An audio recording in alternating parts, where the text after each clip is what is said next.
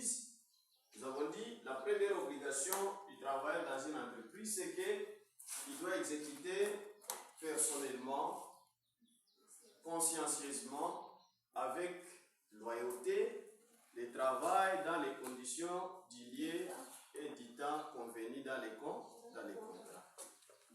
Donc, aussi longtemps que le travailleur a signé les contrats, dans ces contrats-là, on doit indiquer, on doit déterminer ces contrats à quelle durée. Le travail qu'il doit effectuer dans l'entreprise doit prendre combien de temps. Si c'est une année, on doit mentionner. Si c'est 6 mois, on doit mentionner. Et ce travail sera exécuté pour quel endroit? Si c'est Uvira, on doit bien préciser Uvira.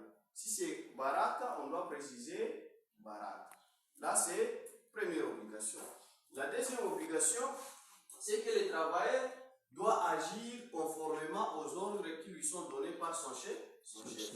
Le chef est là pour donner des ordres. Nous avons dit, quand on signe les contrats, il se crée automatiquement une relation de subordination. Il y a quelqu'un qui devient chef et l'autre devient subalterne. Le chef donne l'ordre à son travailleur et le travailleur doit l'exécuter. Même si, nous avons dit, même si le travailleur peut avoir des idées beaucoup plus meilleures que celles de son patron, si le patron insiste, il doit suivre ce que le patron dit.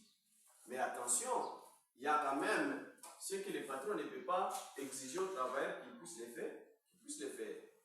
Mais dans le cadre du travail, si le patron donne l'ordre, il faut le respecter. Troisième obligation, il doit respecter les secrets d'affaires, les règlements d'ordre intérieur de l'entreprise. Dans chaque entreprise, il faut qu'il y ait des règlements d'ordre intérieur. Si une entreprise existe sans règles, dans cette entreprise-là, il y aura de l'anarchie, il y aura des désordres.